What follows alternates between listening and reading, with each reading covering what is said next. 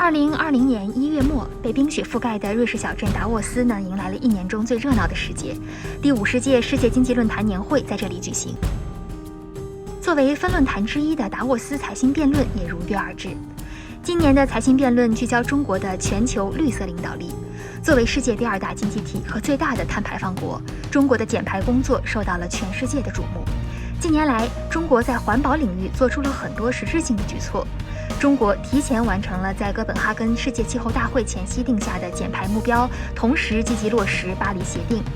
但随着中国经济面临增速放缓的压力，不少人就开始担心，中国是否会重走环境破坏的老路？这些年落实下来的环保政策又是否能够延续下去？在中国未来的绿色发展进程中，又会是谁来扮演关键角色？在今年的财新辩论中呢，我们邀请到了3位环境领域的权威专家，他们分别是气候经济学专家、世行前首席经济学家尼古拉斯·斯特恩，在全球开展工作的非政府组织气候工作基金会的主席夏洛特·佩拉，以及中国环境保护组织公众与环境研究中心的主任马军。让我们来听听他们的声音。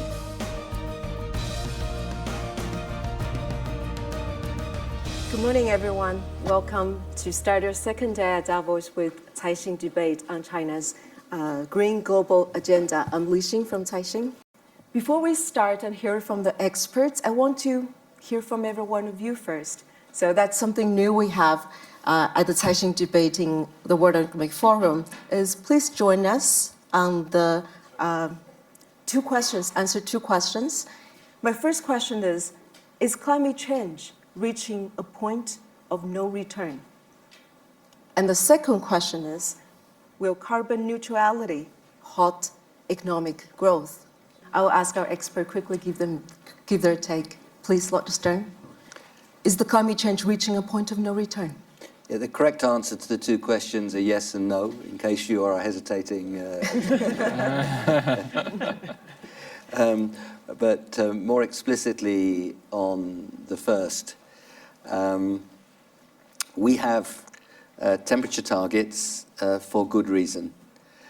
We are already seeing the consequence of 1 degree centigrade or 1.1 degree centigrade is what we see now, and it is already deeply worrying in terms of fires and floods and droughts and hurricanes and cyclones and so on. And we know from the IPCC report on 1.5 that the difference between 1.5 and 2 is very big. And for example, 1.5 to 2 means doubling the average length of droughts, more than doubling the percentage of the population exposed to extreme heat. It means losing all the coral as opposed to most of the coral, and thus the degrading of the oceans. We're headed for 3+ degrees, and we're talking about hundreds of millions, probably billions of people having to move. Those who don't move perish. Those who do move are likely to enter into conflict. Those are the stakes that we're playing for. That's why well below 2 degrees was the target in Paris, and why we're coming to see that actually 1.5 degrees would be much wiser. For 1.5 degrees, we have to go net zero on the long-lived greenhouse gases by 2050, 30 years from now. That means peaking now and moving down very fast between now and then. So that's the sense of urgency and scale, the stakes we're playing for and what we have to do. Another way of looking at it, the world economy will double in about 20 years at a 3% growth rate. In that same period, just for 2 degrees, let alone 1.5, you'd have to cut by 40%. You'd have to cut emissions per unit of output by 80%. That's just for 2 degrees, much more for 1.5. We are close to a point of no return. We haven't passed the point of no return, but we could pass the point of no return if we don't change radically in the next 10 years. And the second question, will carbon neutrality halt economic growth? Charlotte and Marjin, a quick take? Well, I would echo Lord Stern, absolutely not. In fact, on the contrary, if we fail to address climate change, there will be serious economic consequences. And the next one is, will carbon neutrality halt economic growth? And 91% said no. So I think the audience is very much with us today. So let's switch the focus to China, now with the sense of the urgency and also with the consensus that the carbon neutrality and economic growth can actually go hand in hand. What China has done right in the past decade and what's still missing in China's effort on the green agenda? Let's start with Lord Stern again.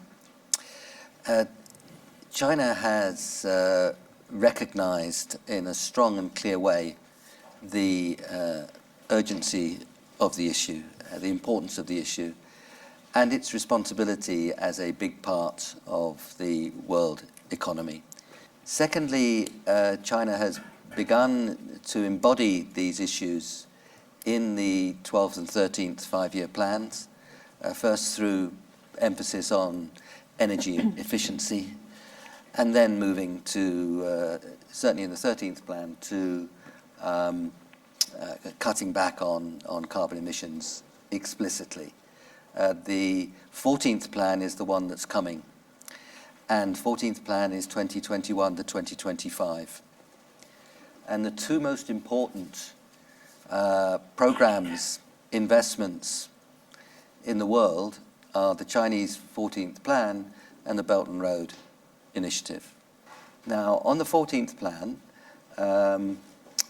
I think it's crucial that China says it will peak emissions during the 14th plan. Now, China said in Paris it would peak by 2030. And China has also said they expect to beat that. When China sets a target, it does it with far more seriousness than other countries. It means it. And China said they'll peak before 2030, and they will.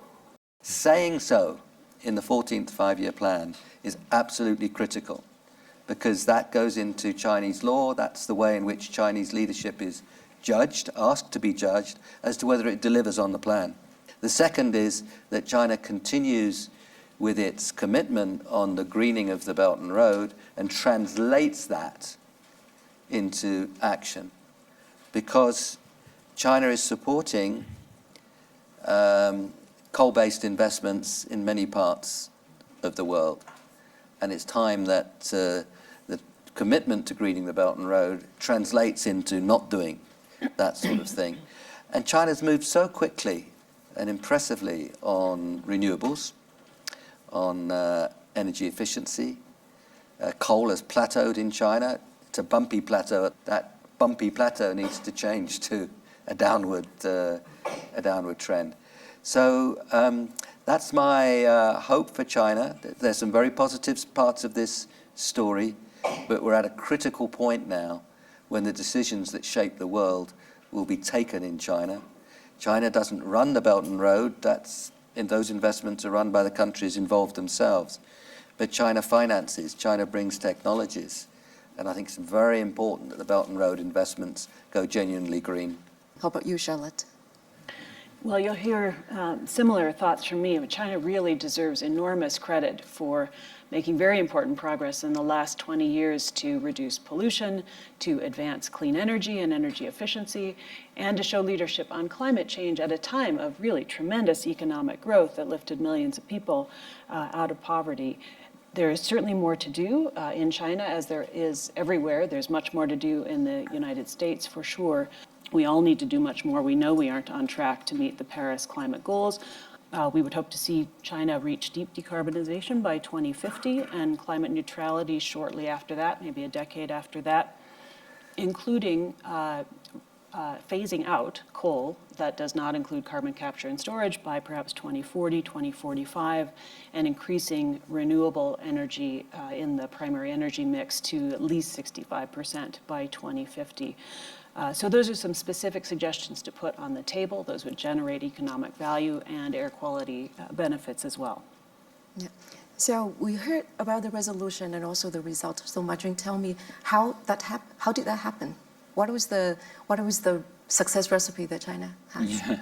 Yeah. First, I think China has done right on the public awareness building. All this. I think that's one of the biggest change during the past 20 years. We have seen people, gaining all their awareness on this through schoolings, education, all the media reports, which is encouraged by the government to cover all these issues from local pollution all the way to climate change. So that prepared the government and some government to make more environment and climate-friendly policies in China. So I do think this is very important. And then, of course, the government changed its policy, its strategy, started integrating all these environmental targets into its development plan. Also started to, during the past 5 years, really try to walk the walk by not just creating more stringent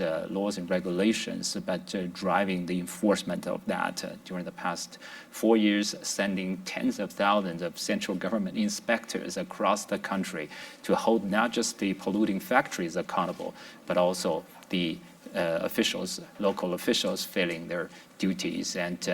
And then thirdly, I think the government, we need to give the government credit to recognize that single-handedly the government cannot resolve all this alone. It needs the other stakeholders to join the efforts, including the public. In a country like China, that's not quite easy, changing mindset. But the very fact that we as an NGO now can, showing a mobile app, providing that to our citizens, which allow them to receive all this air quality data every hour, with 4,000 monitoring stations every day, with all this 22,000 monitoring on the rivers and lakes and drinking water sources and coastal sea, and also put 2 million factories dot on the digital map and color code them according to their level of environmental performance. All these are, it's hard to imagine even 5 years ago, but now that's become a reality. And based on this, we have seen a vast, improvement in China's air quality. And China has also been working on a national action plan on air, water, and soil, and on the biodiversity side, on the eco restoration side. Having mentioned all this, we're still seeing some real gaps. We're still seeing some of the most of our cities still haven't met with our modest air quality standards. On the water side, 85% of the groundwater still is in a situation of bad or very bad. You can imagine the impact. And then on the soil, on the coastal sea, on the waste issue, plastic and all this, there's still many gaps. China is facing a multiple kind of set of challenges. Climate is, last but not least, is also a prominent one. But among the secret recipe, the success recipe you just mentioned, the public awareness, will that fade away when the skies start to be blue? And also the enforcement now is very strong. Will that scale back when the economy slows down? Will that worry you? How this recipe will last? When China suffered from this long stretch of smoggy days in 2011, millions of citizens made their voice heard on social media. And then the government lent a ear to that and decided to change course and started monitoring and disclose PM 2.5. And then, of course, people wouldn't be satisfied just to know which day to put on face mask or lock our children indoor. They want solutions. The government rolled out the national action plan to deal with air pollution and factor in the toughest policy choices, like the control of the coal consumption or restructuring the dirty industries. Think about Copenhagen. We got stuck there because China believed this is our rights to develop. You burn your coal 150 years, and now it's our turn. But then, when people make it quite clear they demand for clean air, they demand for a healthy environment, then it's a different dynamic going on in China. Opens all the possibility for Xi and Obama to sign the deal, paved the way for Paris Agreement. But now, the situation is getting, again, very complicated in China. Slowing down of the economy got quite clear.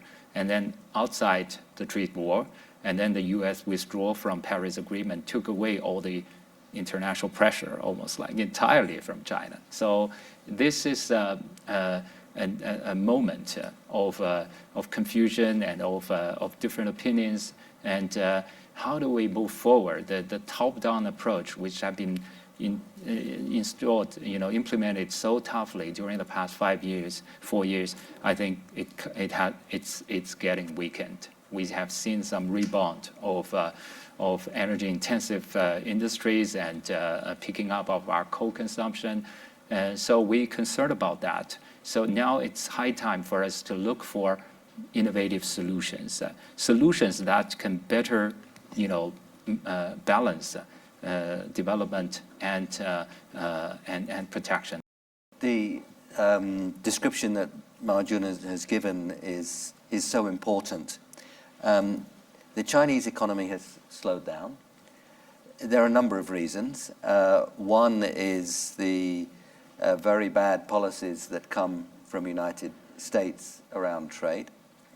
Another is that as you go to a middle-income country, as it's being closer to what's possible, in those circumstances, and economic history tells us that growth rates slow down a bit.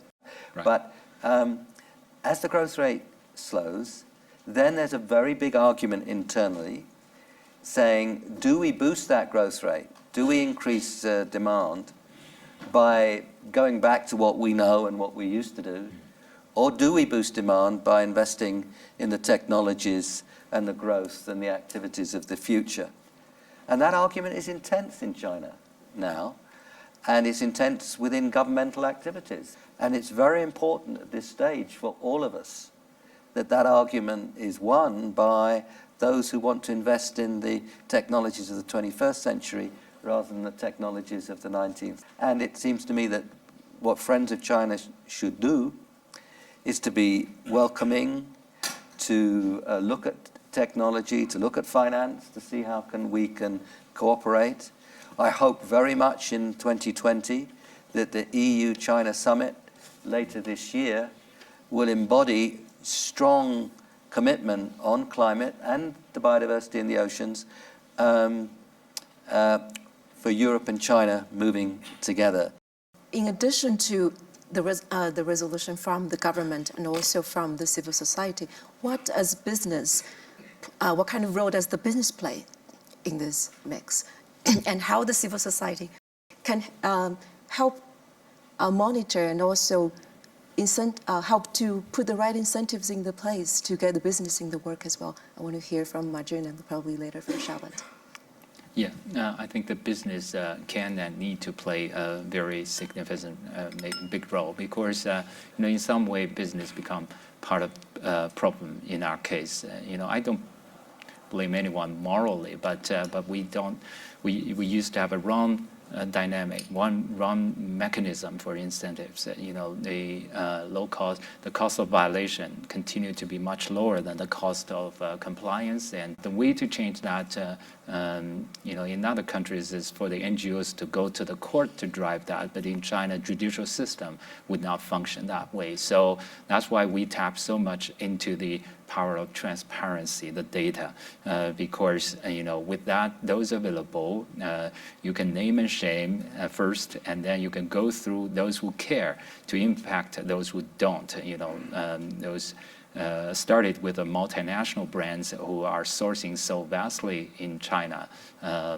When we started compiling our database, 2007, we launched the Green Choice Initiative with 20 other NGOs, started engaging with big multinational and local brands. And at the beginning, they just say, sorry, I don't know who are polluting and who are not. So I just buy from the cheapest. I can only do that. But then I said I have to have a list that And some of them started comparing that. And now 100 brands, before they sign contract, they usually compare their list with our list. It's all integrated into their sourcing code, including some of the prominent, global brands. Now, as I said, every day we have more than 1 million pieces of emission data. Even the best companies cannot follow all of this very easily. So we create something close to fintech. Basically, we call that eco chain. We chain the brands and their suppliers together, and then with a set agreement about how to follow up in a decentralized way, the suppliers started taking action, following the process to resolve the problem. Started from compliance, but now moving toward more like setting target on pollution reduction, including target for carbon reduction is also encouraged.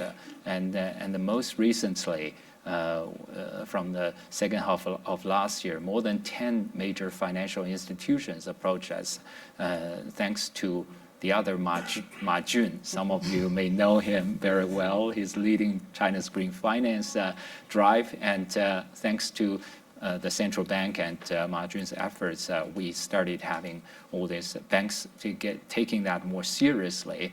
And some of the largest banks decided to tap into the eco chain methodology and drive. Now we are moving toward help serve them with 70,000 companies who want to borrow money from them, and we help them with due diligence and then 24/7 tracking of their performance. And so at this moment, in response to the Green Finance Commission, where as a member of that, we developed the dynamic environmental credit rating system. So basically millions of factories, if you want to know, you can know their color coding, and you can know their performance.